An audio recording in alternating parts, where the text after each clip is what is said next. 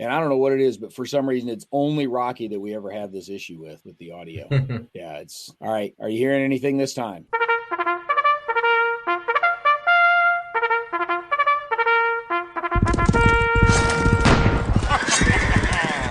Hey, folks, welcome back. It's another episode of Mentioned in Dispatches. We're on episode 7 of season 10, and remarkably, we are not out of order yet. We have managed to stay in sequence this late into a season for the first time in several years, I'm pretty sure. Tonight, this is 2 weeks in a row that you've been here, Rocky. And people are going to think you're now the official co-host or something. I'm not really sure. Or you're scraping the bottom of the barrel again.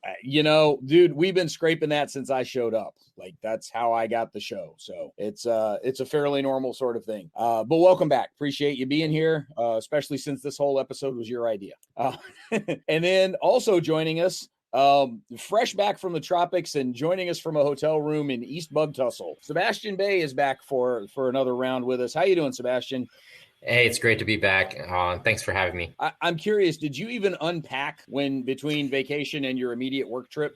I had to get different clothes. My Hawaiian shirts were not appropriate for this work trip. So this time I am now like in a sort of buttoned down, dressed down sort of khakis instead of my normal beach shorts and Hawaiian shirt outfit. Yeah, I back in my defense contractor days, we used to do Hawaiian shirt Fridays all the time. And I did not let that stop me from showing up in a Hawaiian shirt on a Friday when we had a pair of 2-star generals in the building getting briefed by a whole bunch of other people in charge of the exercise we were supporting. And my boss showed up in the shirt and tie. He hadn't been at the exercise in the 22 days or whatever that we'd been down there at Fort Bragg working on that. My boss shows up in the shirt and tie and he's looking at me like, why the hell are you in a Hawaiian shirt? I'm like the second least important person in the entire building. There was no chance of me being in front of any 2-star anywhere for any purpose at all. I was sticking with tradition. Like, you don't mess with tradition. So I was at work in front of a whole bunch of important people wearing a Hawaiian shirt and nobody noticed. Or if they did, they didn't say anything. So, Sebastian, since we have you here, we need an update on Littoral Commander. What's going on with your first printing that's like supposed to be on its way to all of us here pretty soon? And what's coming next? Yeah, so we had a bit of a snafu with the factory, but it's on the ship now, thank God. So it's en route. The next step would be to receive it at the port, and then as soon as that happens, we're going to start shipping those out as soon as we get them. So I'm really excited to get it out to people's tables and have them play. I know a lot of people from the Marine Corps schoolhouses to units to just hobby gamers have been really excited. We sent out the Vassal a few months ago, right, to help people get some reps and sets on Vassal if that's your jam. And it's been really awesome, even for the backers and people who've been sort of playing with us on Vassal. It's been really great to get people's feedback and your ideas. And we're already starting on the sequel, right? So we're looking at the European theater, looking at the ARG-MU, and the MDTF, which is the multi-domain task force for the Army. So we're going to have a bit of a mixed service bag for the next one. And we're still working out exactly geographically where it's going to be in the European theater, because we're playing out some different scenarios and so forth. But we're doing a lot of the research for the order of battle, the cards, and we're adding some new rules already that we want to sort of evolve the game with the assumption that people will be a little bit more literate in the game system in the Littoral Commander series, and building on other franchise series, right, like the Coin series and others that we're going to add a little bit more. So there's something new for those who are familiar with the system, and some optional rules and other things that we're like, hey, we think this could be better. So we're going to try a lot of cool things. And like right now, one of my co-designers, Nick, and I really spent the weekend sort of like whiteboarding ideas of how to work out the ARG-MU construct, and how to use that within the game system of Littoral Commander. And I think I really like the mechanic that we have so far, so I'm really excited about this one. Speaking of Nick, he's going to be demoing Littoral Commander. It's going to be sort of a learn to play online as a part of Connections Online coming up late in April, that he's going to be joining us there. I think the only day he could make it was Monday, so fine, we put it on Monday, and we're going to have a limited number of seats. I don't remember if we're doing 6 or 8 seats in that, but folks coming to Connections Online will have a chance to learn and play with us there. So yeah. I'm really excited. He's doing the one for Connections Online. I'll be doing the one for SD Historicon spring deployment this weekend. So as soon as I get back from this work trip, I am jumping back into more work. So so we're assuming that these things are going to show up in time for Origins, because you're supposed to be teaching one of them in our Wargame area at Origins. Are we going to see them in time for Buckeye Game Fest at the end of April? Maybe? I don't know. Maybe. To be honest, I've learned. So this is my first time like commercially publishing. So one of the things I've learned is like, hey, like there are a lot of things beyond your own control, right? Yep. You as a designer can hit all the wickets. Even your publisher can hit all the wickets. And there's a bunch of other things beyond the world that may throw some wrenches, right? So I hope so. Is my best guess, right? But I will definitely try to bring it out to Origins. At least that's my plan, unless the world intervenes. But who knows? Yeah. Let's hope it's not that bad, because then you're gonna have to drag your handmade copy along. And I think it will be good for Origins for sure. I think the real question is like if I can make it to Origins. I'm really hoping to, because it'll be my first Origins. But my work schedule has been pretty hectic just in life. Yeah.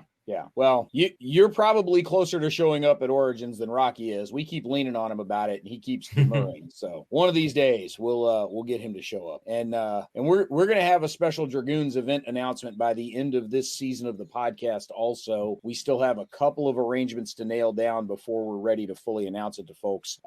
But I will say, folks should keep the second to last weekend in October available if they're at all interested in doing some gaming with the Dragoons in person rather than online, as we've done for the last 3 or 4 years now. So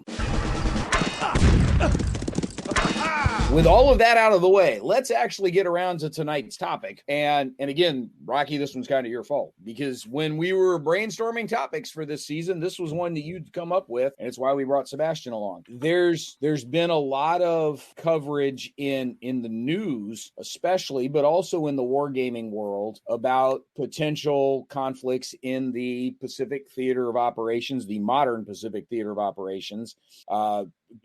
And expected, some would say inevitable, some would say preventable potential conflict with China. And it's been a little weird in that this is something that the pros really care about, the professionals and practitioners really care about, but it's also something that the hobby guys have done a lot of work with. And what's unusual on the pro side is that the professional war games have actually shown up in the news media, and we've got those things linked on this episode. So if you want to go see where NBC News spent a half an hour talking about an ongoing Taiwan, defense of Taiwan war game as the game was being played, you can go watch that on YouTube. Just hit the link down below in this episode. But the things that the pros care about and the things that the hobby guys care about obviously are pretty different. Hobby guys don't care about the political stuff. They want to blow shit up because that's what's cool. The pros really don't. They want to figure out how to blow up as little shit as possible and prevent wars, because that's how everybody goes home at night. So we want to acknowledge that the professional wargaming world exists and that these things matter to those guys. But we're wanting to focus on the hobby wargaming world tonight and looking at the different hobby war games, where and how they may intersect with current events, where and how they may intersect with some of the different literature that exists on these, potential conflicts. Again, Taiwan's the primary flashpoint, but not the only one. The Chinese have gotten very aggressive around the Philippines with some of their fishing fleets and some maritime actions in those areas. So in terms of the hobby wargaming world, Rocky, talk to us some about where you wanted to look at wargaming potential conflicts with China and some of the games. We know some of the popular ones. What are some of the less known ones that are floating around out there on this? I was looking at this from the perspective of I was a gamer in the 90s or 80s and 90s when the Cold War everyone was worried about Cold War goes hot. Back then the games were all full to gap in Europe. But what do we have nowadays? And nowadays the big threat is, the future threat is supposed to be Taiwan, China invasion. So what are we doing? What are we doing in the hobby gaming community? What's this driving? What's it doing in terms of games? Back in the the 80s, 70s into the 80s. A lot of games that come out that now are somewhat considered NATO, things like the Fully Gap games and such. A lot of them are considered classics and still are being discovered on what's going on with China gaming today and what's out there. I mean, is it just going to be an old game from the 80s and updated with a new theme put on it, or is it going to be something new? And I wanted to look at more about what's new out there, because I think that the hobby is gone.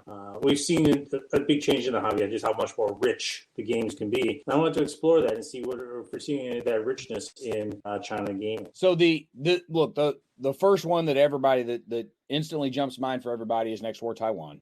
There's also the South China Sea game from Compass, but there's Flashpoint South China Sea that just came out from GMT. That's Harold's game. And those are just the ones that instantly pop to mind. Sebastian's Littoral Commander is coming. It's not here yet, so we can't make fun of it yet, Sebastian. We'll get there when it gets here. But Sebastian, when you look at the current pantheon of China, Taiwan kind of flashpoints, and it doesn't have to be Taiwan, but kind of that U.S.-China conflict out there. Obviously, we're not the universe of games is not as robust as the Cold War goes hot ones were for the inter-German border in the 80s and 70s. But we've also really only been at this 10, 12 years, whereas that inter-German border stuff had 25 years to percolate for gaming. What are you seeing in the civilian space around game designs in this theater? So there are a lot of interesting games that are coming out, like Harold's South China Sea, I think was super interesting because it is more of a political influence game about South China Sea, and it's card driven, and it has a lot of cool Euro elements to it. And I think it's an excellent tight playing game where the ability to influence your partners and sort of get alignment and compete in that space, reroute missiles and throwing infantry battalions onto an island or into the gap is really fascinating. And I think there's a lot more interest in like how does political warfare, gray zone, competition, that all really works both in the commercial space and the professional space.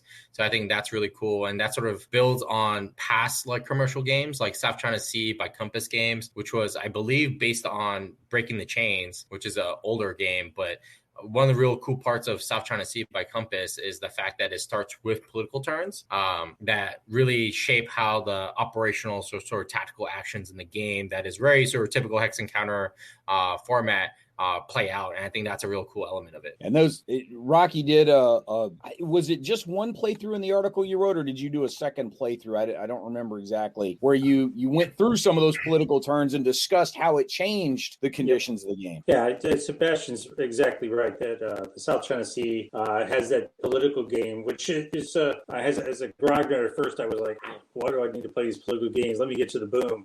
But then he's exactly right. It creates a very interesting situation because you start to play around with, maybe I have basing rights in a certain country, maybe I don't. What's that going to do to the game, to start up the situation and the like? And I think that gets to a long way towards where I was coming from in this, is what's different about the games today compared to just the 80s, the Fully Gap games. And I think that's a great example of how, especially here too, with Harold's Flashpoint South China Sea. It's a many Euro game mechanisms, Euro game elements into it, but it puts together a very, very, very narrative story. And it is a very tight game. It's not going to be a 7-hour, 8-hour, 3,000-hour slugfest like some of the big European or World War III games, multi-mappers that take up 2 dining rooms. It's not going to be that, but it still delivers a great game and giving you a taste. I think that's really what it comes down to, is a taste of what the competition in the Pacific is going on right now. One of the other, you mentioned Next War Taiwan, and I have to admit that I'm sort of torn about Next War Taiwan. I mean, Next War Taiwan, I love the Next War series, but and it's and I know they do the expansion or different versions, all the different conflicts and stuff, but in some ways it's an old approach or an old view of the world. Maybe it adds some different rules to bring things up to date. I'm not saying it's bad. I love it. It's a great game to play. But when it comes to giving me the flavor of what's going on, sometimes I wonder if I'm looking backwards at it. But Cold War wargaming had the same problem. Many times you had Panzer Blitz with modern tanks, and was it really a new game? What was it really? Yeah, it gave you the flavor, but did it really deliver you anything new?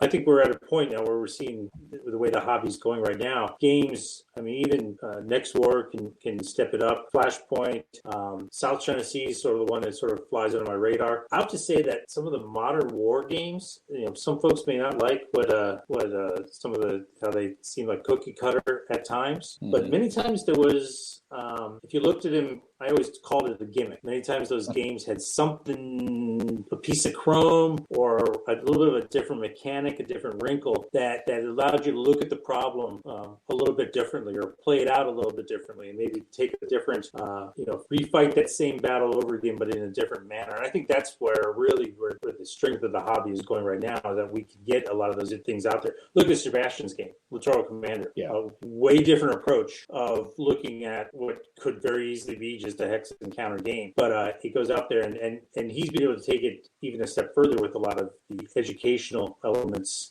that the game can be used for, incorporated in. And it's still a good hobby game for the casual gamers to sit down and play. So where's PRC, China, Taiwan gaming going these days? I think there's a lot of space that we can still explore. And I wanted to talk about that a little bit further and get some of your thoughts.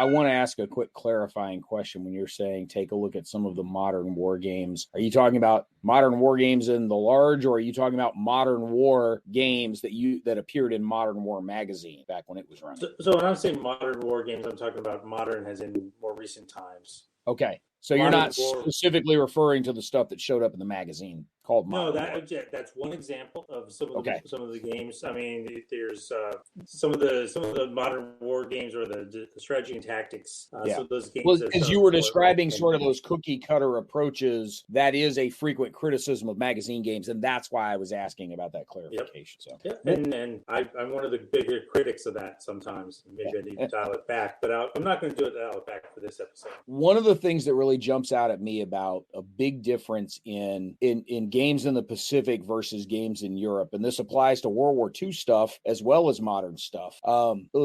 My background is in Army stuff. That's my background. That's my shtick. That's what I know. And so when you start talking about conflicts in Europe, the land conflict is the stuff that obviously sticks out. That was the primary way in which we were expecting to engage with the Soviets and the Warsaw Pact there along the inter-German border. We were expecting a big land war with a lot of air support. There wasn't an assumption that we would have naval supremacy in the Atlantic, but there was an assumption that we were eventually going to be more, not supremacy, but at least more dominant, because if not, then our reinforcement scheme was completely fucked trying to reinforce Europe. But it's not that the naval stuff was an afterthought, but it was a very different supporting battle. Whereas over in the Pacific, the naval and air conflict, and this was true of World War II as well as any predicted stuff going forward, the naval and air conflict really reigns supreme because there's a whole lot more water than there is dirt out there in the Pacific. And so Sebastian, this definitely applies for Littoral Commander stuff, but I'm sure you've seen it in a lot of other games. It's not that the ground combat is kind of ancillary or secondary, but it's certainly not the primary focus the way it is in a lot of those games that take place in Europe from the Cold War era. You've got to account for the naval conflict in far more robust terms than just some random kind of ad hoc chart that gets tacked on at the last minute during playtesting. You have to account for not just an air game, but various flavors of air capabilities, whether it's recon, whether it's transport, whether it's attack, whether it's whatever.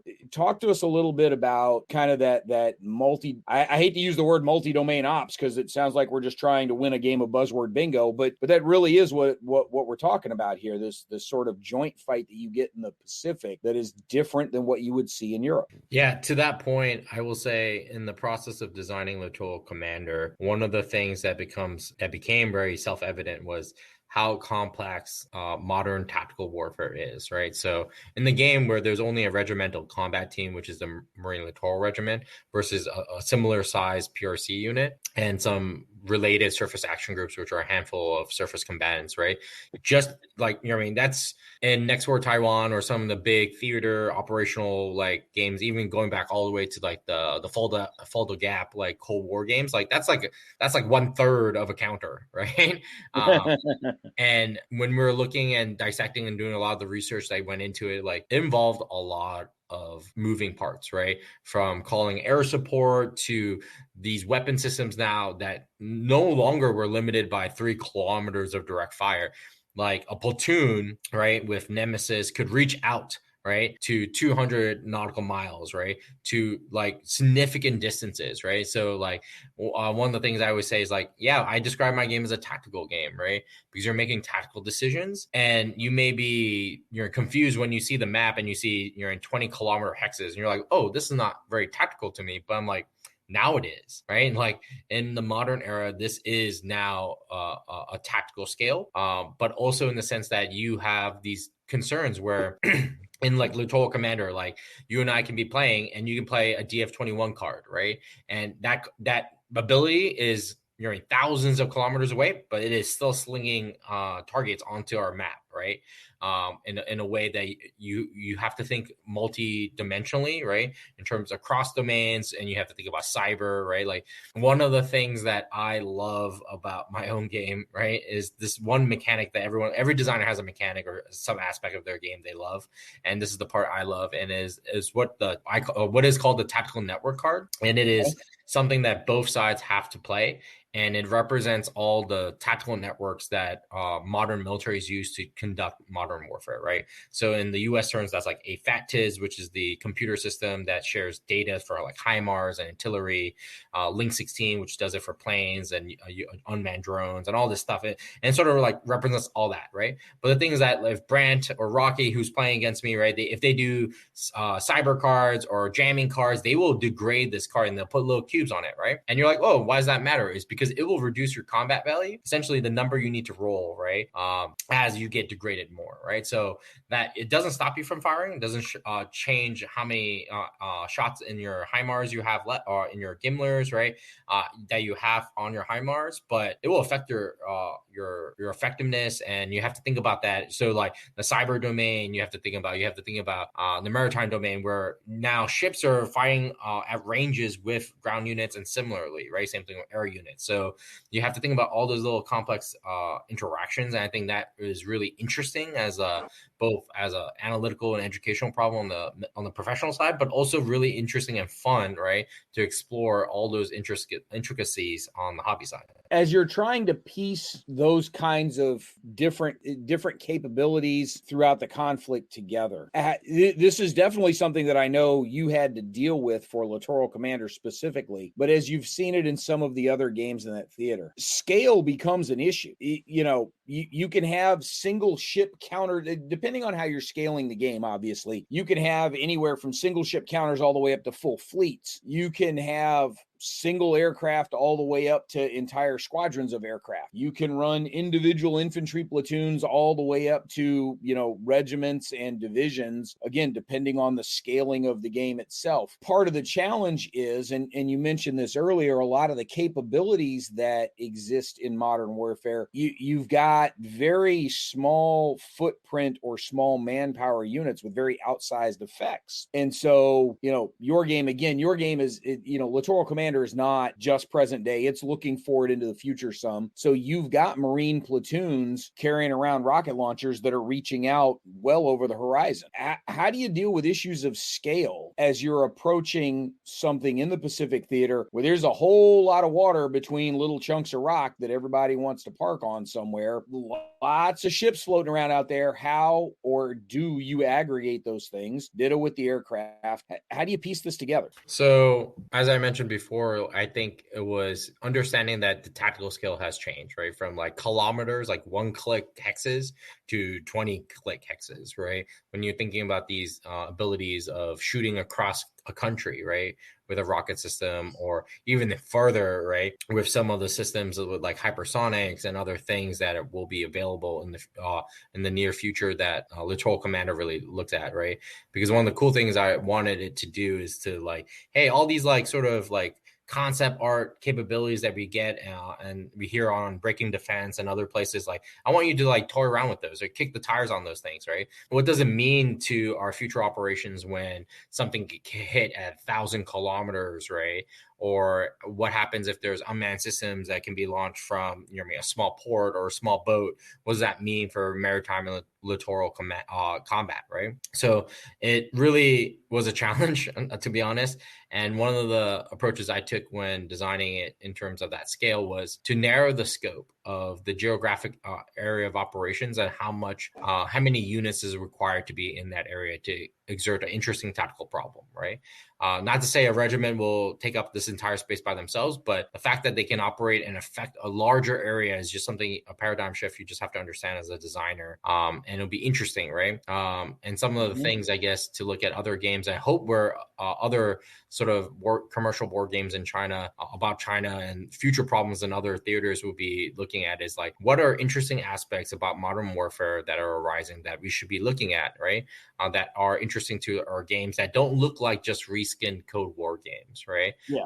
Because things have changed, right? Like unmanned systems, and you see the role of Ukraine and how those are working, right? How the information space, I think this is something that I've been working on, is like, how does like the information and the messaging and space really affect like morale, right? And the will to fight for your army. I think that is something that is missing a lot of times in a lot of games. And the only game that I can think of right off the top of my head that does anything similar in any historical like period that I can think of in a real interesting way is War Room, right? Like War Room has this mechanic where you, like, depending on how many casualties you have, like your will to fight as a nation goes down and has like consequences in the game. So you can't just like shove like, you're like, oh, like you're in Axis and Allies or other hex and counter games. You're like, I'm a win and I don't care if it costs me a whole fleet, right? But in War Room, it's like, no, it does matter, right? Like you can take some casualties, right? But if you lose the entire fleet, there are going to be consequences, right? And I think that's an interesting aspect, and that you see in Ukraine,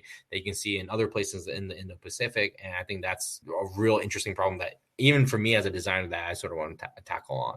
Yeah, I think we're all pretty used to the idea of morale showing up in war games at the micro level, right? Down at the squad, platoon, even up to company level. I think the idea of a theater level morale or a national morale is something that doesn't often get dealt with well, if at all. Although certainly there are some examples of it. It's not something you see very frequent in too many war games. So you're absolutely right. Like that can be an issue at an appropriate scale. So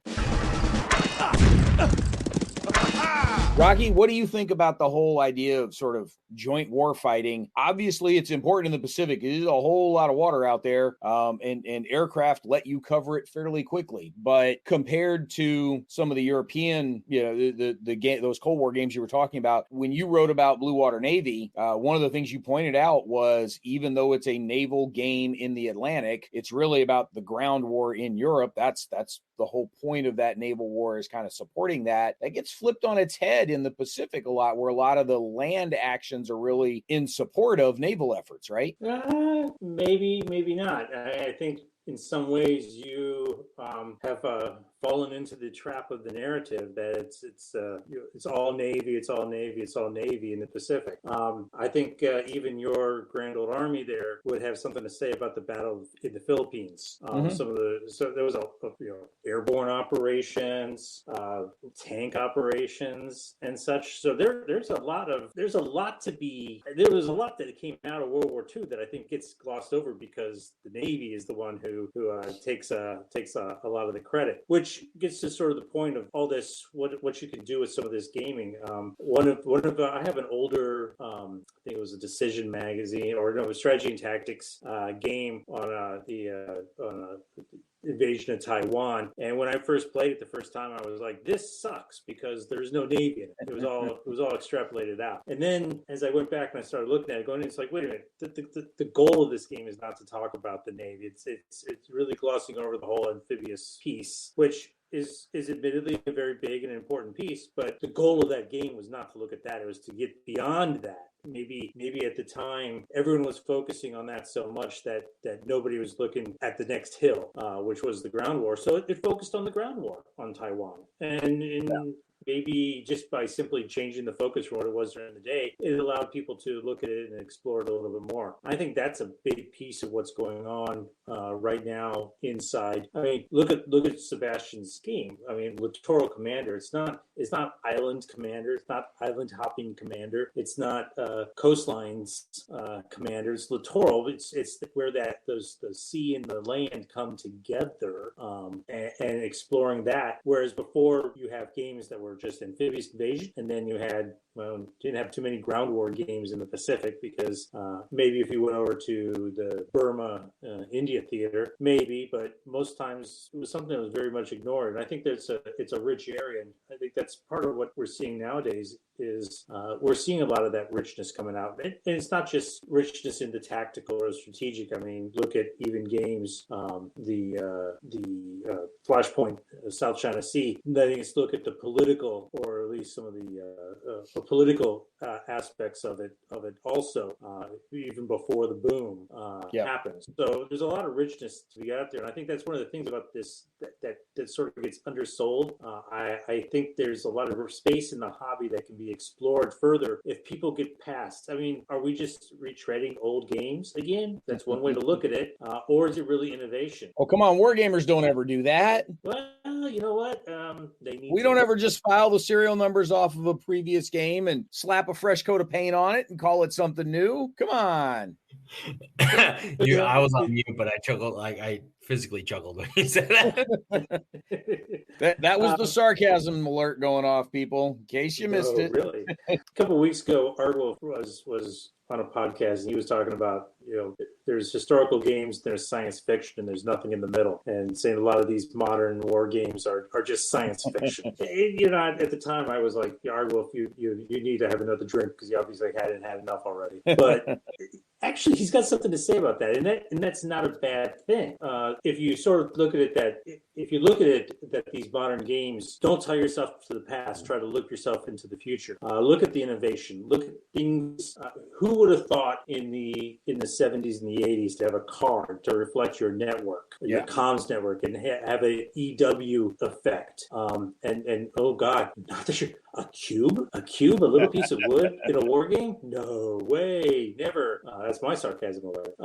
But I think that's part of what it is now, is that it's not just PRC Taiwan gaming, but the modern, looking at modern warfare and trying to find different ways of trying to portray that. And I think right now, the hobby gaming community has a great chance here to be innovative and to take some daring in some of the designs, and go out there and try to see what we can do to help portray it. I think games like Littoral Commander, I mean, I'm waiting for my pre-order, Sebastian. I'm still waiting. But when it comes, it's going to be a different way of looking at things. And I think that's what makes it interesting, is that it is just that much different. There's a whole area here that can be mined for that. Yeah. I think I don't want to put too many words in Ardwolf's mouth, but I understand his argument that those Cold War goes hot in Europe in 85 at this point are essentially fantasy games, is his argument, because it didn't ever actually happen. It's not a historical event. It's it was a bit of a fantasy. Now, at the time, it was still plausible that it could have happened, and it was very much a current event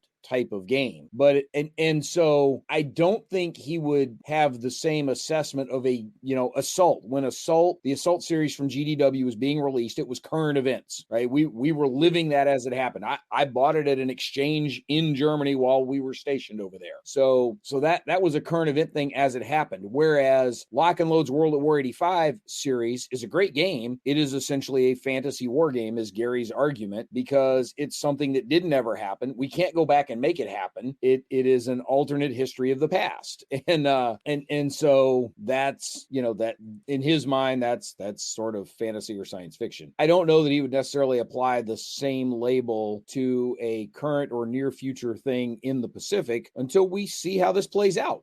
I think one thing we can probably all three agree on is that whatever games are being designed at this moment about a potential future conflict with China in the Pacific are gonna be wrong, because we haven't had a game get one right yet. We've had stuff get close here and there, but we've never had one get it completely right yet in the hobby space, right? We're not talking about the professionals that do this for a living and have access to a lot more info than any of us are ever going to have as hobbyists. But on the hobby side, we've not got one right yet.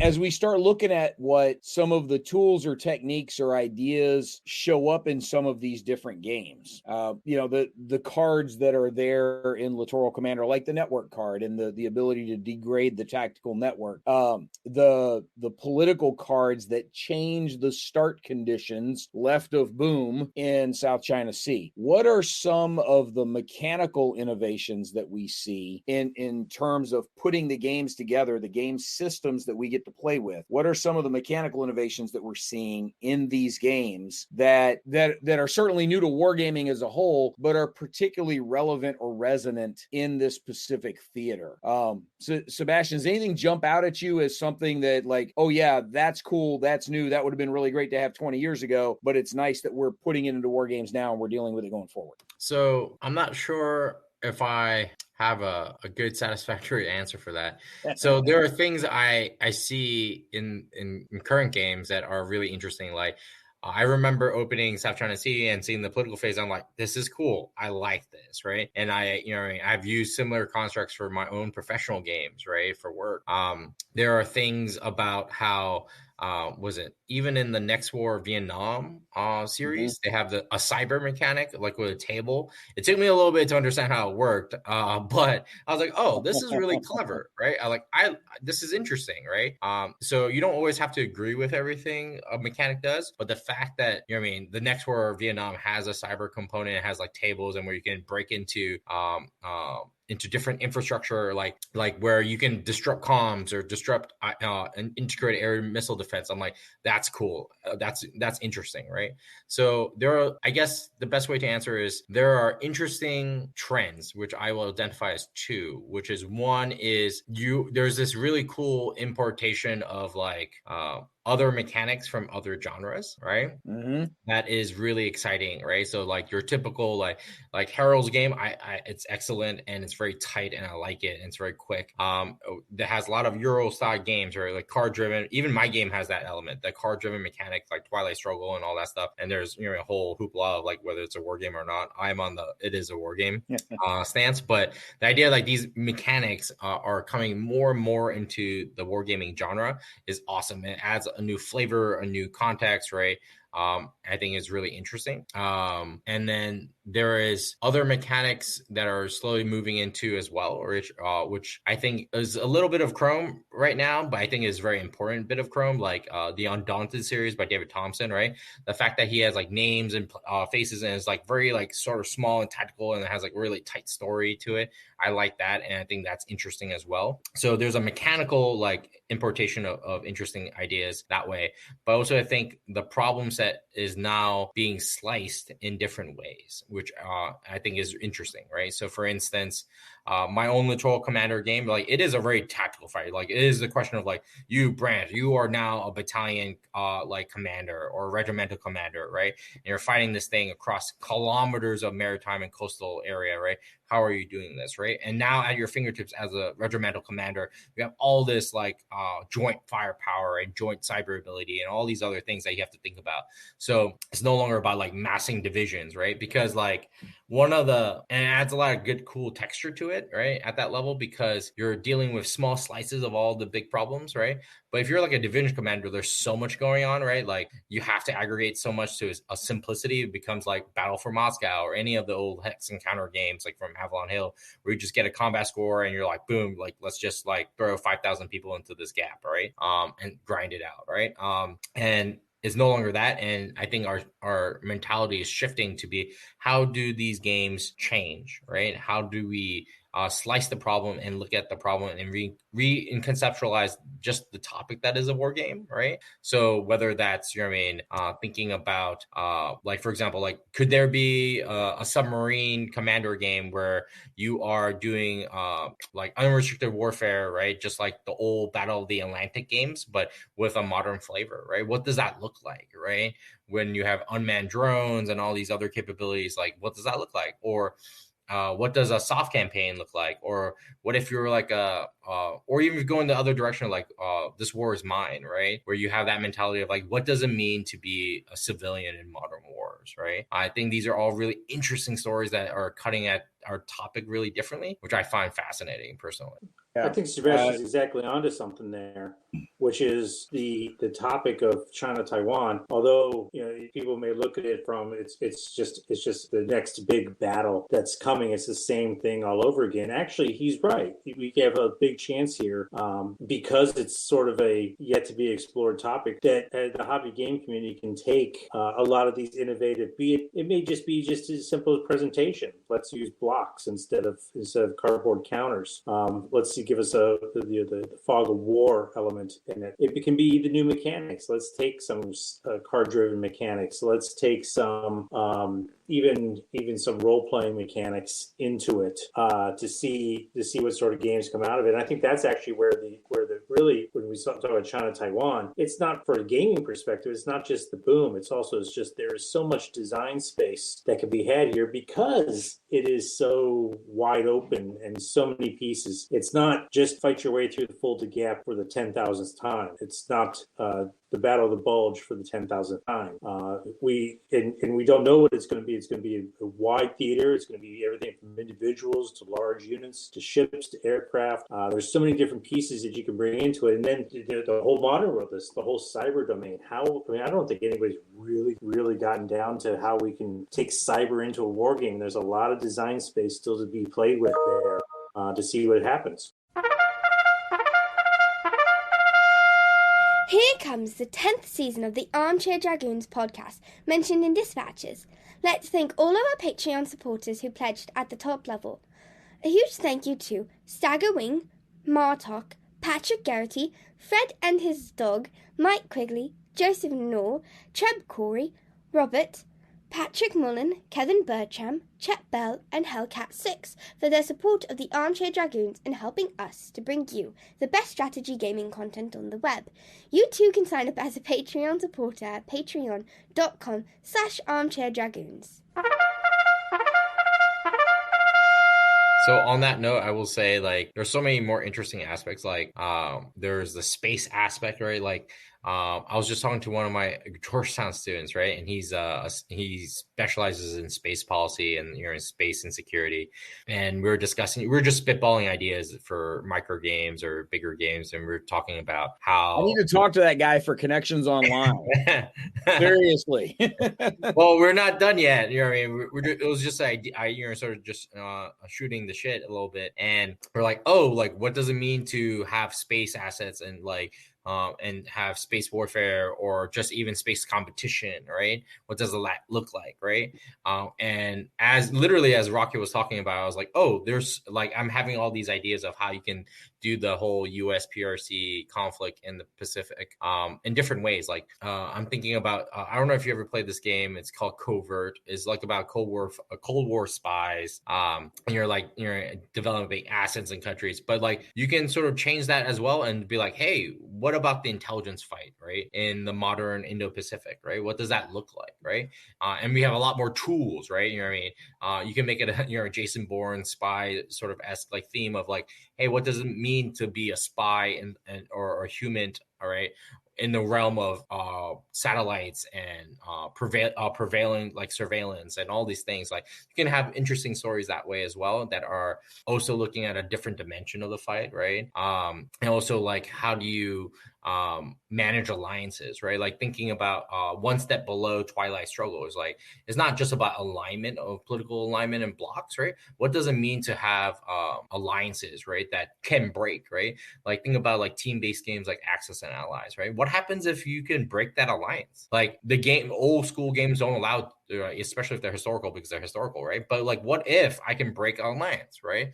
What if I can push you to not join the fight, right? How interesting would that be, right? What does that mean, right? I think that adds a You're whole just different... talking about playing diplomacy on a Pacific map is all you're doing. Yeah, right. But No, what but does I that mean, mean, right? Empires in Arms was a Napoleonic era game that did exactly that. Yeah. What you're describing, but it's it's a bit of a gonzo experience. But Yeah. but you could do something like that in the Pacific.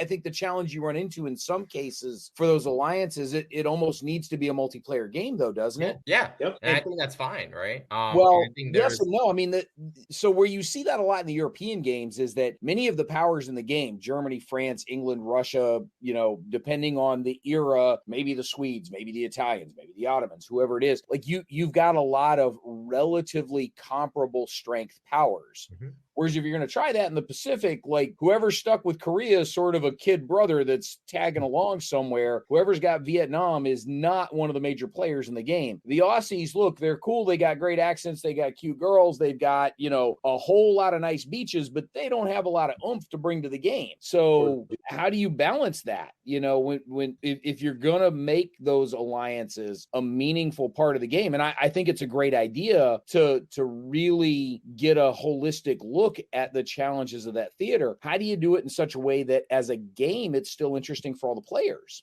Yeah. I honestly don't, off the top of my head, my answer would be to aggregate certain players to be enough to be comparable, right? So like, could I put all the British Commonwealth countries together, like the Aussies and the UK together, right?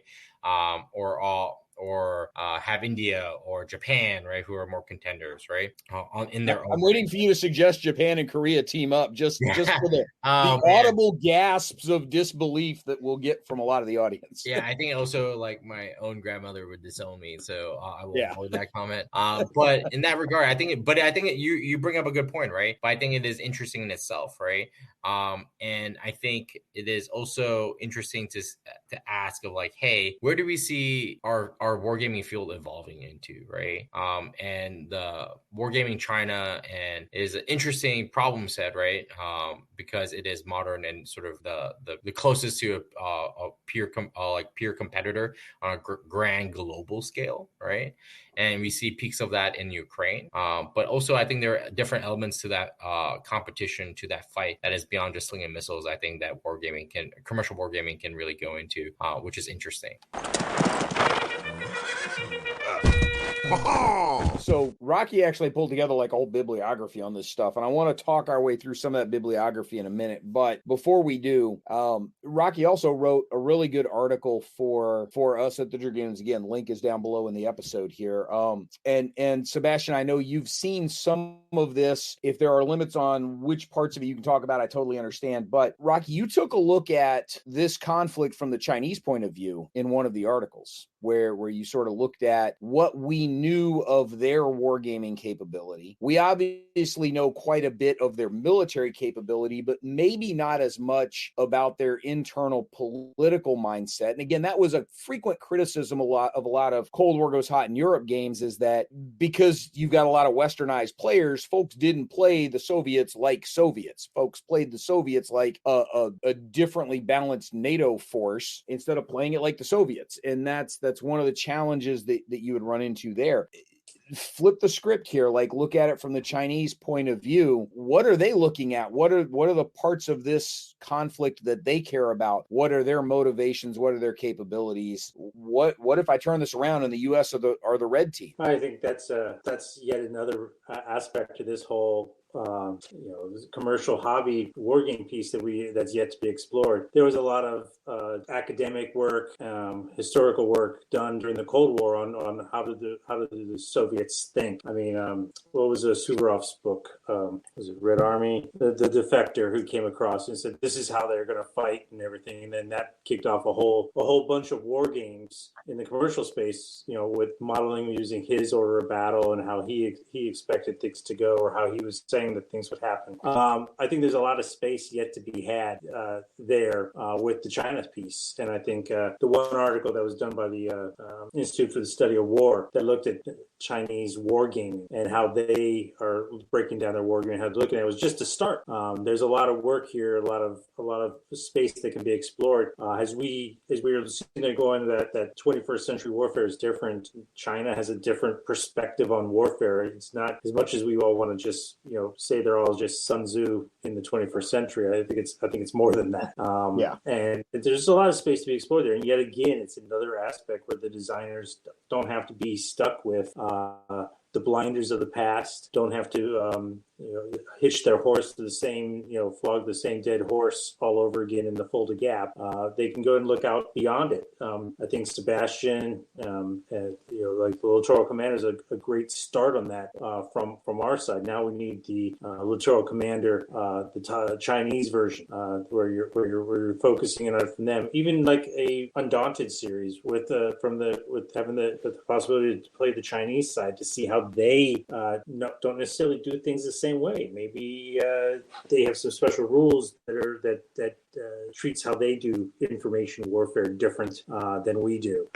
So there's a lot of space. I wonder what a States of Siege game would look like if you're the Chinese and you've got the Western nations, not just the U.S., although the U.S. obviously the big bully in the group, pressing in from a variety of sides across the Pacific. You've got, again, those familiar with the States of Siege understand that there's a bunch of different tracks that it's essentially a tower defense game, right? You're trying to hold out as long as you can while the other guys are closing in on you from a variety of different tracks. And so you've got one that runs, Japan, Okinawa, comes in through Taiwan that way. You've got another one coming up from Australia, hopping, Australia through, Coral Sea, Philippines, that quite frankly would look an awful lot like Japan in World War II is the States of Siege. It's just that it ends in Shanghai instead of Tokyo, Beijing's probably a pipe dream, but somewhere in there that you're trying to hold those Western imperialists at bay as they're rolling in. And I wonder if somebody just sitting down and trying to diagram that map might change their perspective on how the Chinese see this conflict, So if I were an aspiring war game designer, Sebastian hint, I would go look up a guy called Rhodes Cartography on Twitter. I think his website is Thinking in Space. He does a lot of map work for like Naval Institute Press and other professional journals. But he has some excellent maps, which are like the view of the Pacific from Beijing. Totally flips the map and totally flips how it looks, and you start seeing the whole concept of the island chains surrounding China. I mean, for us, we look at it and we go like, oh, we have to break through the island chains to get into China. Well, for them, you start really seeing the defensive piece. And I think, again, the theme I've been going through tonight, there's a lot of design space to be explored here that I think this is opening up for us. And I just hope the community can grab it and go forward and find something there, because there's a lot to be done, a lot to be said. With modern day graphics and design, you can actually take one of his maps and use it. You're not stuck with the same Mercator projection all over again. Sebastian, I'm sure you've had like 4 ideas come and go in your head just while Rocky and I were talking about that. What are your thoughts on seeing this from the Chinese point of view? So I think it's one, I did have a couple ideas as Rocky was talking. And I'm a big fan of Rhodes Cartography. He has this great one. I think it's called like Eastern Asian littorals, right? It's really fascinating, right? Perspective, right? And there's this great one where you see it just how big the Pacific is, when it just centers on the middle of the Pacific, and you're just like, oh my God, like there's almost only ocean and you see the shape of the globe. So big fan of that. Our own cartographer and geographer, Matt Kramer for Littoral Commander, he was amazing, right? So we did a lot of ArcGIS analysis into the map the map system that went into Littoral Commander, which I will include that in the designer notes, which I will finish up soon for Littoral Commander and put up on BGG and other places. But the big thing is they're like how you imagine space, right, is really interesting. One of the classic examples I give is Mark Herman's Empire of the Sun, right? It is so subtle, which is the reason I love it, right? As an example, is like Australia, you only know because like Australia sort of like tilted, right? And he got all the way to the Aleutians in Hawaii and all the way down to Burma by just like cropping the globe in like a slightly diagonal way across the Pacific. And that affects how you think of space, right? And Rhodes cartography is a perfect example of it, right? And there are other great geographers out there doing really interesting work of how you imagine space in terms of geographic space and how that affects how we view problem sets, right? And to Rocky's idea is like, what does it mean to look at it? What wargaming would be interesting from the Chinese perspective, right? So I had the idea of like, you ever played the old junta games, right? Like Banana Republic and sort of like that. But like, what does that mean for the PRC, right? Like, what if we create a CCP game, right? Where we are in crisis and the three of us are leading different factions, right? And we're trying to jockey for power and influence. And what does that mean about strategic thinking in the period, right? Like, I think one of the interesting bits that we learned about the Cold War is that the Soviet Union was pretty like interesting in the sense of like the infighting that happened, the institutional inertia, and how powerful organizations were, right, for good or bad, right? And I think that's interesting. And how do we understand? And we know very little about how the PRC/CCP work, right? It's very secretive, right? But the notion is like, what does it mean? Even if it's just a sandbox of trying to understand different ideas, right? What does that mean, right? Like, if I'm in charge of the Southern District, right? How do party politics affect me, right? We make the joke about having a political commissar, right, on the Soviet submarines and other places, right? Popularized by like Red October and other places. But like, what does that mean in the modern PRC, right? And the PLA and its affiliates. So I think that's interesting. Yeah. I just wonder, it's very easy to always simply, view yourself as the good guys, because that's sort of the world we live in. But, if you've got to flip it around and look at it from the other side, and again, like designing Littoral Commander, I'm sure was heavily influenced by your time in the Marines. Like, this is what I know because I've been one of those dudes in the Marines. Whereas when you flip it around and look at it from the other side, to my knowledge, you were never in the People's Liberation Army, but what's it like for those guys to have to figure out how to counter what we're bringing to the fight? One of the examples there, one of the first designs that I did was actually out of Fort Irwin, and like, it's a very rare war game you can play where it's, a Fort Irwin game that folks can actually play a conflict they drove around and played laser tag in. But I could also model the Op 4 because I'd been a part of it for a while.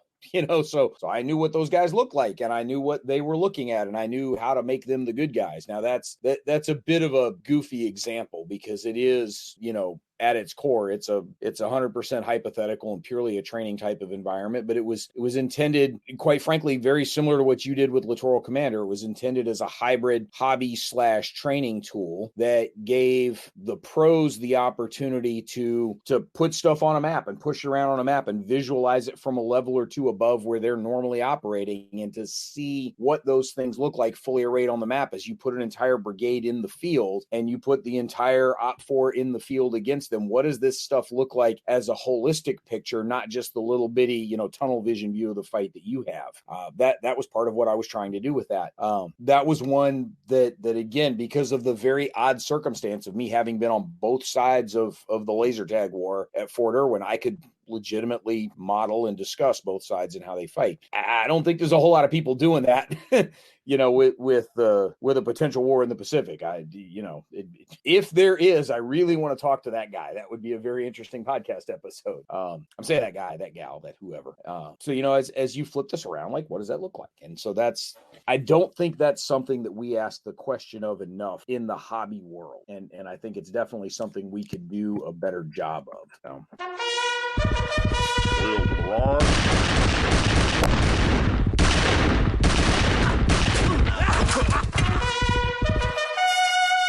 right. last thing I want to get to as we wrap all this up. So Rocky, you've got your bibliography here. Sebastian, I'm throwing the link in the chat there so you can see Rocky's bibliography also if you hadn't already. And Rocky, you left one off, man. You left off Fleets 2025 from Victory Point Games. Yes, I did. You didn't have that one on there. I don't know. Sorry. It's East China Sea. It's one of the few that I own that's like actually out there because again, not a lot of tanks rolling around in Fleets 2025. So it's it's not something I'm immediately going to jump onto because I want tanks to blow shit up. Like that's cool. Not necessarily going through it item by item, but we're going to kind of go through it item by item. Like the big ones we've already sort of talked about. Next War Taiwan is out there and has a significant land combat component to it because that's just sort of how the Next War games were built. They started in Korea and expanded the footprint from there with the series and the system. But then you've got the two Gorkowski games, Breaking the Chains, and then the later South China Sea that connects to Indian Ocean region. So I mean that one can blow up to a pretty big game. Yep. And so those two with the refinements that happened between them, mainly sort of the political animal becomes a bigger part of the game. Just starting with those three, and Sebastian, jump in here wherever you want in terms of Next War Taiwan, Breaking the Chains, and then South China Sea, and then Indian Ocean region as it attaches to South China Sea. What's kind of the big shtick that you see in each of those cases? What sticks out as this is why that game is important to understanding this conflict? So starting with like the Next War series. In the Next War series, you're right. It started off sort of really as a ground combat game, but I think that actually what they do well is taking the other domains, the air game, the naval game, and reducing it not necessarily to the counters on a map and not doing a second game, but creating a system, a game subsystem that supports you seeing how that goes. In the Next War series, the air game is a big piece. The naval game has come a long way since the early days of like Next War Korea and the like. So it's a way ahead to look at how do you take these larger pieces and sort of pick your focus, but not forget about the other ones.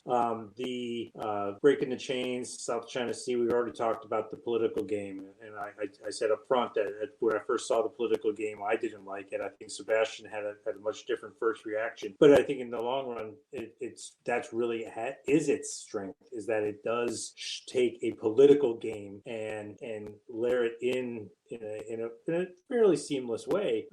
If you want, I mean, there's not that many scenarios in those games, but you don't need that many scenarios when you play the political game because there's almost no way that those cards are going to land the same way every time. So you're always going to have a different setup and a different start condition, which from a playability perspective, that's awesome.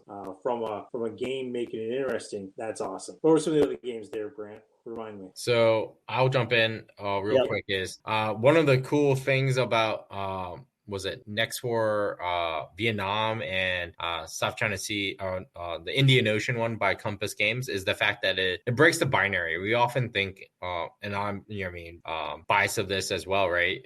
Given my day job, but like it breaks the binary of like, hey, it's the U.S. and China, right? That's the only shown time, right? And we talked about it a bit earlier today, right? Like, oh, it's a lot of the comparatively the numbers for forces for different countries is not as big as the U.S. and China, and that's true. But doesn't mean that small powers can't beat up on a bigger military power, right? Look at Ukraine, right? Look at the U.S. experience in Vietnam, right? And I think rehashing like the 1979 sort of conflict between U.S. and not the U.S. Between Vietnam and China, right? I think in the Next War series is really interesting, right? I thought the concept of just the mere concept of the Indian Ocean one, right, is also interesting, right? And you can create a lot of interesting ideas. Like, could you make a game about the border tensions in the Himalayas, right, between contested areas between China and India, right, as a tactical game, right, like where you literally have people with sticks, like caveman style, like manning the border, beating each other up, right? So like there are interesting elements of that, right? Like, and I think that's fascinating in itself, right? And also, I think war games are trending into the direction of just like Breaking Chains and sort of South China Sea sort of went into, is like, what are the other means of national power, right, that affect what we think of wargaming as a topic, right? Whether that's cyber and space, but also what does it mean like cutting cable lines, right, or economic pressures, right? And so how do you blend these aspects together that, I mean, sort of like is brought out in Harold's game of South China Sea Flashpoint, right? And other games that are traditional hex encounter, right? Because like, what does it mean when these things are intermingled, right, together, right? And how does that affect the operational warfight, right? And I think that's an interesting question I don't know the answer to, right? And I think that'll be really fascinating, right, to look at. Yeah. Some of the other games that you had in here, we've talked Flashpoint South China Sea quite a bit, and Sebastian has pimped Littoral Commander a bunch, and we'll probably let him do it again before we get done with tonight's call. The Dragon and the Hermit Kingdom, the Second Korean War, is one that you had listed in here alongside Next War Vietnam, and obviously Next War Korea would kind of tie into there. You didn't have Fleets 2025. I'm gonna pick on you about this, but those are some of the ones that you had listed here. You also have the China's Navy expansion for Harpoon 5. So those, and then Taipei China Invades from S&T 202, which is over 20 years old at this point. So that one's getting a little long in the tooth. You didn't have Sparring Dragons on here, your little postcard game. That you did the unboxing for. I still love that we had you do an unboxing for a postcard game. I just thought that was hilarious. But there's also When Dragons Fight was in, I don't remember if it was in Modern War or S&T, but it was in one of those magazines. There was the copy of When Dragons Fight. And for some reason, I'm thinking Paper Wars had one set in that theater, but I don't know the Paper Wars pantheon as well as I know some of the others. So yeah, that list was, and I tried to be clear that it was a list of games like I have immediately on hand. There's many more out there, but that said, there's not that many more games out there. And some of them go back to 20 years long in the tooth. Well, 96 when there was the elections over there, and then we put the fleet over there, and China was launching missiles. The whole start of what eventually leads us to today. Not the start, but yet a big step towards what leads us to today. 20 some years ago. I think the piece of all that is that there's not a lot of games out there. There are some good games. There's some good, great games. There's probably more out there than there's definitely more out there than is on that bibliography list. But at the same time, there's not a lot of them out there. And I think that's part of the game. The design space is rich. There's a lot of space to be had here, a lot of space to be explored. I think we said we're not going to talk about the professional gamers, but I mean, the professional gamers are getting ahead of us in terms of the publicity. During the Gulf War was Mark Herman's game that was being used to explore things. And now we're going to be going and trying to grab a CNAS or a CSIS game to try to explore things. And hobby gaming, we can make a contribution here too, because we have the freedom to be so much more exploratory. And I just want to have those folks. In some ways, I'm encouraging them, folks like Sebastian and other designers out there, because I don't have the design chops, but I'd be interested in playing those games. Well, just because you don't necessarily have the design chops doesn't mean you don't have any good ideas for, hey, this might fit in this particular context. There's always places where you can throw some stuff in there. So. Sebastian, you mentioned the China-Vietnam conflict. There is a game explicitly about that in the it's easy to say in Brief Border Wars. You've now got to refer to it in the first volume of Brief Border Wars, because there's the second one coming out later this summer. One of the games Brian Train did, and we've had that one at a couple of game conventions before as an event that we've done. It's an interesting game because there are some particular straitjackets that it puts on the Chinese. But Sebastian, you had a group of students in class actually do that conflict also, didn't you? Oh yeah. So one of my students did that conflict. It was interesting. They had this interesting mechanic where you were trying to get your victory marker, right? Think of it like an XY chart, like a 4-grid chart, and you had a strike zone, right? At each of the players that you're trying to get the victory marker or the status, right, of the war into a strike zone and stay there for a little bit, right? So you could end really quickly, or you could really struggle, right? And really push someone out of a strike zone, right? But the other interesting thing is that they had strike zones on the chart that if you like pass through it, it would trigger events or trigger the end of the game where you will lose, right? Because you have now entered a portion of the situation in the war is so bad that the Soviets intervene or something else happens, right? Or the Chinese escalate or whatever, right? Which are all bad things for both of the participants in various ways, right? So that I thought that was a really interesting notion of like, hey, there are other conditions of just me losing or you winning, right? Or me winning and you losing, right? So there was this interesting element of like, what is the conditions or end state that could still be bad for both of us, right? And I'm increasingly embracing this notion of like games that allow you to both lose, right? Yes. Like I did this micro game for loose nukes, right, with one of my students, looking at like securing nukes in the DPRK, right? Just looking at that one problem set of like, how do I send forces and secure nukes in a North Korea collapse, right? But there are conditions where both sides lose, right? Like where like, you know what I mean, you don't secure the nukes and like the world goes to war, right? Yeah, You the go to nukes war, start right? flying. So that's also interesting element. One of my other students, who is now a colleague of mine at CNA, Andrew Olson and his team, when there were students of mine at Georgetown, they designed a tech competition game, right? So not your traditional game, right? But it looked at how does the US and China compete in the technological space, right? For talent, for infrastructure, for capital, and unlocking technologies, right? So imagine their map as sort of like a tech tree, and you're sort of like trying to unlock as many interesting technologies to create these sort of combinations, right? Through commodities that are talent, infrastructure, and capital, right? So the idea is that you can chase the commercial bot, or you can try to steal from other people and unlock it that way. But the idea is like, hey, this is a different level, a different dimension of the competition, right? And I think that's really fascinating. We've covered a variety of the different pieces out there. I'm just curious if either of y'all happen to know about or have seen or have poked around at all in non-US games that may cover a topic like this. There is a reasonably robust wargaming hobby in Japan. Any of the Japanese designers taking a crack at this? Either of y'all know? So I can't don't. remember off the top of my head, but there is, I think, a Japanese commercial game about the Senkakus. And I can't remember the name of it off the top of my head, mainly because I saw it in Japan, right? And if there was an English version, I would have bought it. But there is a couple in Japan. There are a couple in Korea as well, that have dimensions of like a PRC conflict in some way. A colleague of mine who is in the Hungarian military, like he and his faculty, I think, and also students designed a game about the Indo-Pacific conflict, right, in general, which is fascinating, right? Because they're hungry. Right. But they're doing really interesting sets of that problem.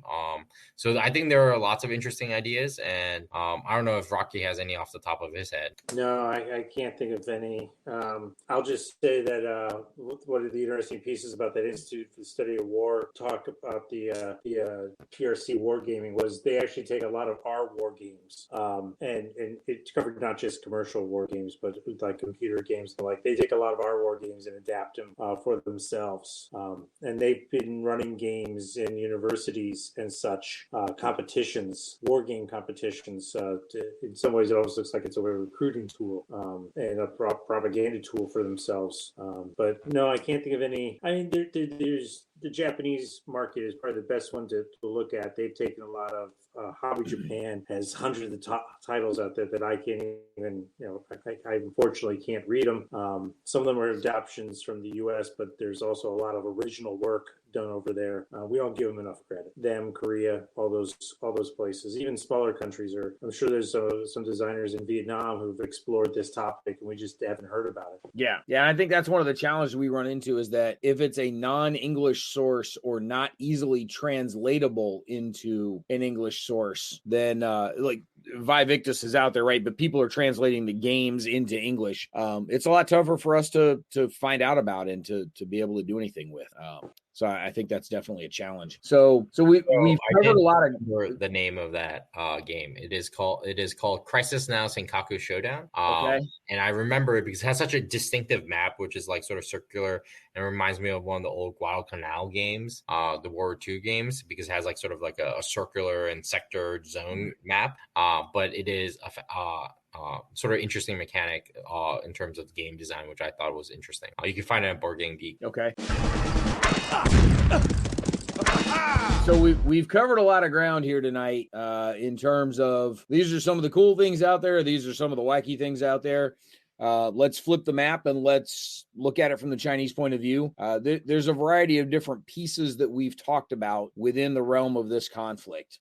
Sebastian, I'll let you start wrapping up first here. What if there's any real takeaway from this discussion? And again, staying in the hobby game space, if there's any real takeaway from this discussion, what is it that the listeners should really be thinking about next in terms of this particular theater, these potential, hopefully, hypothetical conflicts and the concerns around trying to build games in this space? So I would say, to harp back on my earlier points, is like find interesting elements and think differently than our old mentality of Cold War, sending divisions and battalions, right?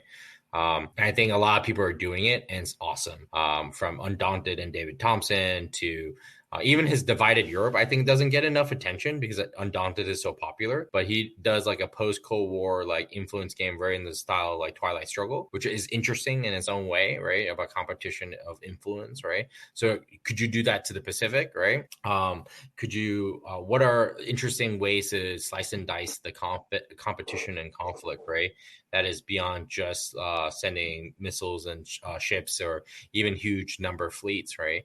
I think there's so much rich ground, right? And there's a lot of great synergy in terms of mechanics and topics that are really invigorating the wargaming field, which is exciting to see. And there's so much more research now, right? Where the commercial and the professional side are touching each other more and more in interesting ways. Like El Sicania's, which is on Rocky's list of sources, is interesting way of seeing how the Chinese use wargaming, right, as a sort of proxy of replacing their own lack of operational experience, right? And there are a lot of other great sources on that list, which many, like I remember, was it Diana Myers, who's from RAND? I think she's an Air Force fellow.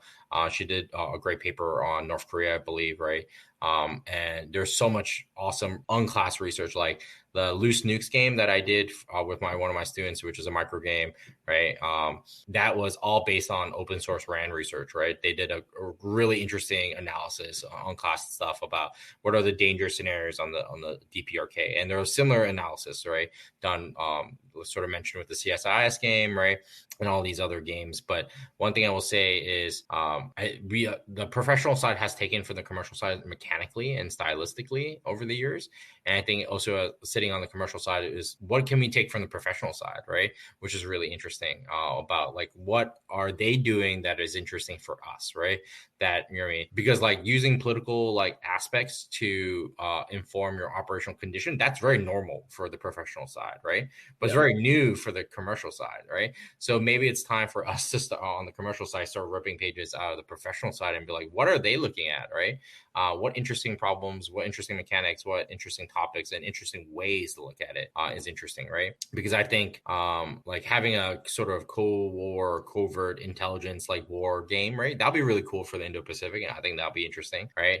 That sort of builds on other games Twilight Struggle. Yeah, one of the things that I think matters a lot to the pros that is significantly undersold in the hobby space and is far more relevant, I think, to the Pacific than to any of the Europe games is the idea of strategic level logistics. Because in Europe, you do have an in-place manufacturing base, you have a significant preposition of a variety of munitions. And particularly in the Cold War, we weren't running out of bullets. We had a lot of them. Today, we don't have a lot of them, there are limits to where you can pre-position them in the Pacific anyway. And the distances you've got to cross at the strategic level to resupply and rearm those forces, you're talking about a really significant effort in planning, much less execution, to make sure that, Sebastian, those rocket-equipped Marine platoons running around the Luzon Peninsula don't run out of rockets, right? Because at a certain point, once you run out of rockets, you're local security for your radio. Yeah, I mean, there's nothing else you can do out there. And I think that's something that on the pro side, they really care about and they really got to think hard about. And that's not something that the hobbyists have traditionally paid attention to.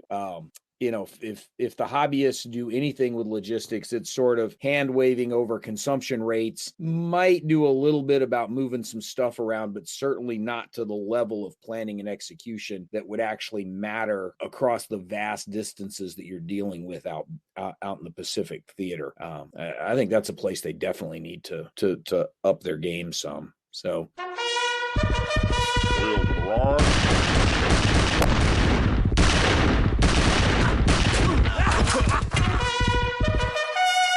Rocky, we're going to let you have the last word. Close us out here. What after all of this conversation, what should really matter to the hobby game players in this particular era and theater in the world? I think the hobby game players need to recognize that theme here. The theme is the gateway to new mechanics and new games with playability. And I think that's really what it all comes down to, is there's a great opportunity here. The theme is not just boom, boom. There's so much more that can be explored there in mind, and it can still be made into a fun, playable game that it can be enjoyed, that opens your eyes, that lets you explore something different, lets you take a look at it beyond the old hex and counter approach. I'll just close out with one final piece, that the day that we're recording this episode is actually the 35th anniversary of the skirmish between China and Vietnam, where China seized the Johnson South Reef, which has now been, I think there's a whole big airfield and everything on it nowadays. 35 years ago to this day, it was another one of those turning point movements. And I think a lot of folks out there or listen to this probably are going like, 35 years ago, something happened that I really, maybe you don't really care about. Well, you didn't care about it 35 years ago, but it's certainly a topic of today, and it's a very important topic that can be even handled well in commercial games. Yeah. And it's, that's potentially one of those political cards at the beginning of the game, So, all right. Guys, thank you both for taking the time to join us in this conversation, and audience, thank you especially for, sitting through it, for joining us on this conversation. We're around halfway. I think this is the midpoint of season 10 for us. We're still going to talk Buckeye Game Fest. We're still going to talk Origins. We're still going to talk some tabletop game AI, right? Quotes around AI, sort of the bots that you deal with in tabletop wargaming. But if you've got any suggestions for an episode or something you think we ought to tackle, something you'd like to hear, leave us a comment either down below this episode or hop in our forums and talk to us, talk back to us on Twitter, on our Discord, wherever you want. Any of the above are totally fine. We've got some interesting events coming up between Buckeye Game Fest and Origins. As we are recording this, Circle DC is a few weeks in the future yet, although I think we're going to have this released right before Circle DC happens, or maybe the weekend that it is actually starting. So that's being run by the guys from Fort Circle Games, Kevin and the gang up there. So if you get a chance, it is necessarily a small convention because the building won't hold more than 100 and so people. So they've capped attendance, but it'll be a chance to sit down and play some really cool games with some neat designers and take a look at some pre-pub stuff. Some like David Thompson and Liz Davidson will be there showing off their Night Witches game as a for instance. So there's going to be a lot of neat new stuff show up there. And if you get a chance to come join us at Buckeye Game Fest, we've got a whole war room that actually opens up like 3 days before the convention itself. Ardwolf will be holding court in there with several Labatt games, a couple of other big, there's going to be an OCS game in there, right? They just can't help themselves. And the guys from the Players Aid will be there, no doubt, doing a handful of coin games. We're going to be there with the Dragoons doing something a little smaller footprint. Who knows what else is going to be showing up. So if you get a chance to show up and just do a bunch of war game playing, it's not often that a small general purpose game convention gets its own war game room, but we do at Buckeye Game Fest. So it'll be kind of cool. Rocky, thank you very much for joining us. Appreciate you being here. Sebastian, thank you for joining us from the road. Although I think these days, pretty much anytime you join us, it's going to be from the road, right? Yeah, it's pretty busy these days. And Rocky, I'll make sure to come over and we'll play the Soul Commander when you get your set. All right, excellent. That sounds awesome. All right, audience, we'll catch you next time on another episode of Mentioning Dispatches.